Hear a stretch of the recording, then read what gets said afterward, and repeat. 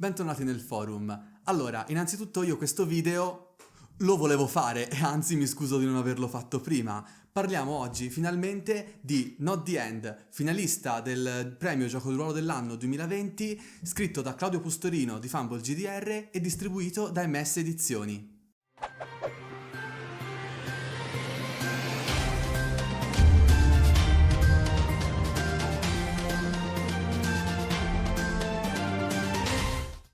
Diciamoci la verità, se da un lato non vediamo tutti di lasciarci alle spalle questo 2020 il prima possibile, dall'altro devo dire che sul versante giochi di ruolo è stato un anno particolarmente interessante. Sono stati sviluppati, ma anche localizzati, titoli che difficilmente ci dimenticheremo. Not the End per me è uno di questi. La campagna su Kickstarter ha avuto un successo secondo me meritatissimo e non mi sarei aspettato di meno da parte di Fumble GDR. Trovo che questo gioco rifletta in tutto e per tutto la filosofia dei giochi di casa Fumble.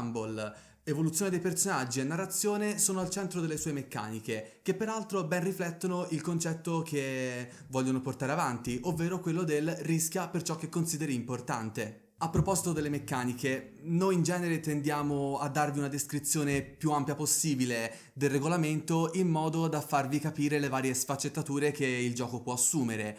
Ma in questo caso dovrò essere un po' più vago del solito e me ne scuso in anticipo, ma per una semplice ragione. Le meccaniche in realtà non sono tantissime e sono abbastanza intuitive, quindi in teoria niente impedirebbe a qualcuno di ascoltare quello che dico, annotarsi tutto su carta e penna e portarsi a casa il gioco gratis, e questo sinceramente è l'ultima cosa che voglio. In Not the End potremo creare l'ambientazione in gruppo o in alternativa lasciare questa nelle mani del narratore, scegliendo innanzitutto il genere di avventura che vogliamo vivere. Un classico fantasy, un fantascientifico o un far west? Qualunque andrà benissimo, spetta tutto a voi. Scegliere l'ambientazione è funzionale alla creazione del personaggio. In Not the End noi giocheremo degli eroi, da intendersi però nel senso originale e archetipico del termine, quindi i protagonisti della storia. La creazione del vostro eroe avverrà tramite l'uso dei cosiddetti tratti. Troviamo al centro un archetipo, cioè ciò che il vostro personaggio è nella sostanza, un pistolero solitario, un sacerdote di una divinità in particolare o un guerriero, eccetera.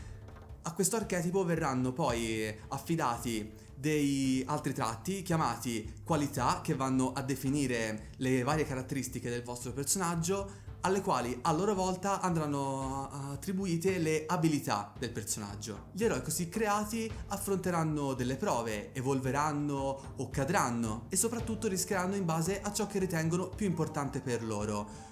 Questo concetto, unito alla stesura dei tratti, sta al centro della meccanica di Not the End. Vediamola insieme. Not the End sfrutta un sistema creato appositamente chiamato Hexes System. Nella scheda troviamo una serie di esagoni in cui andremo ad inserire i tratti, con l'archetipo al centro.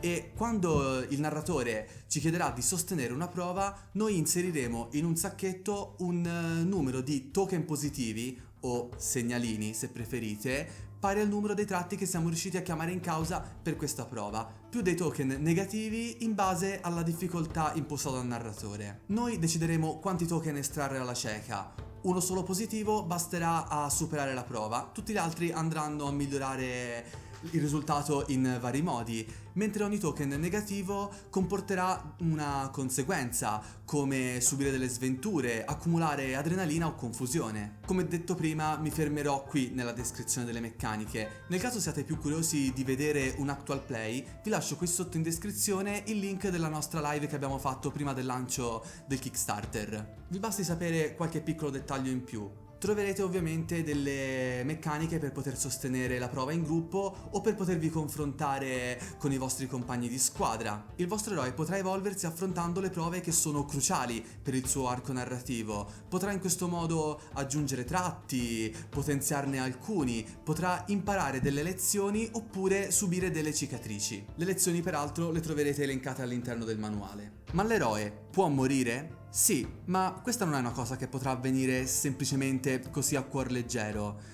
In determinate situazioni il narratore ci comunicherà un pericolo della prova e qualora la prova non dovesse andare a buon fine il nostro personaggio potrà uscire di scena. Ma questa non è la fine. Il personaggio potrà sempre tentare di rientrare in scena affrontando una prova specifica.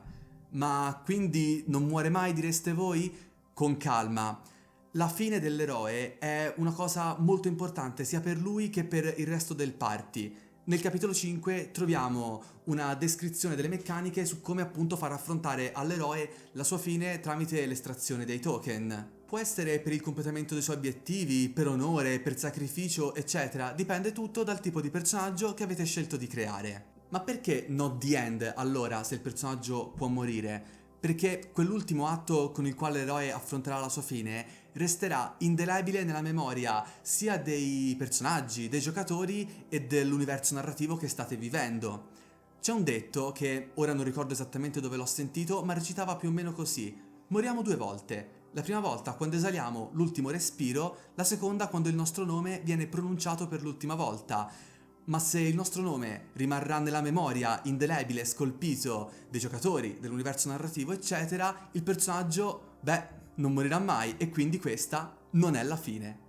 Considerazioni. Siamo di fronte a un gioco le cui meccaniche riflettono perfettamente il concetto che vuole portare avanti, cosa che in un gioco di ruolo dovrebbe essere data per scontata a mio avviso, ma che purtroppo spesso sembra essere più sulla carta che nell'actual play. Il concetto di rischia per ciò che consideri importante si riflette molto bene nella meccanica dell'estrazione dei token e nell'affrontare le prove cruciali del personaggio. Potreste replicare dicendo che in realtà il semplice lancio dei dadi o l'estrazione delle carte, per esempio in Unzione Requiem, sono a loro volta un rischio e quindi in realtà non c'è nulla di nuovo.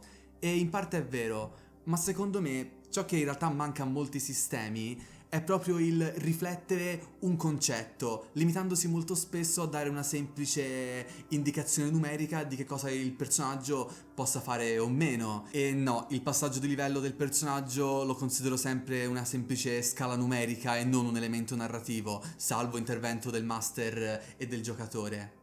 Come avete visto si tratta di un sistema che si rifà alle tag e alle key phrases, che personalmente trovo molto buono e più malleabile per la creazione di personaggi sfaccettati e interessanti rispetto ad altri sistemi. Sapete ormai che io come giocatore prediligo molto la componente narrativa e mi piacciono molto quei sistemi che facilitano questa cosa, come per esempio le storie del personaggio di Seven Sea o i fili del destino di Klotos.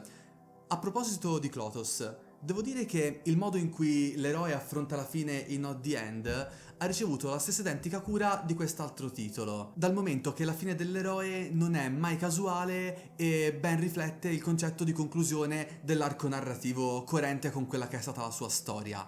Entrambi i giochi di casa Fumble GDR, entrambi gli autori si chiamano Claudio, direi che più coerente di così si muore.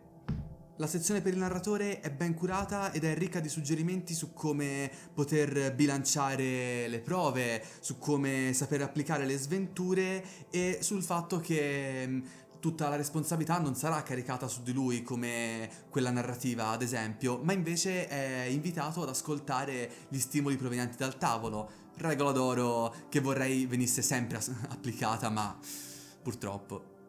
Nel capitolo 7 troviamo una serie di suggerimenti su come creare l'ambientazione, a partire da quelli che sono i luoghi principali, i popoli che la abitano, quali sono gli equilibri politici e viene suggerito anche l'uso di alcuni tratti, o meglio di inserire alcuni tratti che i giocatori possono usare a loro volta per la creazione del personaggio. Per esempio, il tratto muoversi a gravità zero è perfettamente coerente per un personaggio che viene da un'ambientazione fantascientifica. Gli autori ci hanno proposto anche diverse ambientazioni, per esempio la Die Könige Akademie, che è sostanzialmente un mondo fantasy stile Harry Potter ma molto più dark fantasy e ambientato nell'impero germanico.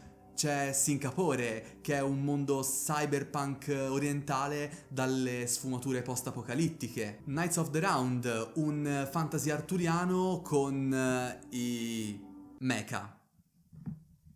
stand di Claudio che mi spawna qui a fianco. Red Creek, un tradizionale western, e la tavola rotonda, che credo non abbia bisogno di descrizioni. Le illustrazioni sono sempre a cura di Pietro Bastas e sono decisamente più numerose rispetto a Clotos, cosa che ovviamente ho apprezzato. Illustrazioni che inoltre danno quella varietà stilistica che lo stesso gioco tra l'altro si propone di offrire attraverso le diverse ambientazioni che potrete creare, quindi diciamo che anche come direzione artistica siamo ad alti livelli. Ultimo ma non ultimo, Not the End, come ho detto all'inizio, è finalista del gioco di ruolo dell'anno 2020. Non ho problemi a dire che personalmente spero in una vittoria di questo gioco. Lo trovo molto adatto ai neofiti, è molto intuitivo, veloce da capire, ha un comparto grafico che lo rende inoltre un bell'oggetto da sfogliare, questo senza nulla togliere ovviamente agli altri titoli.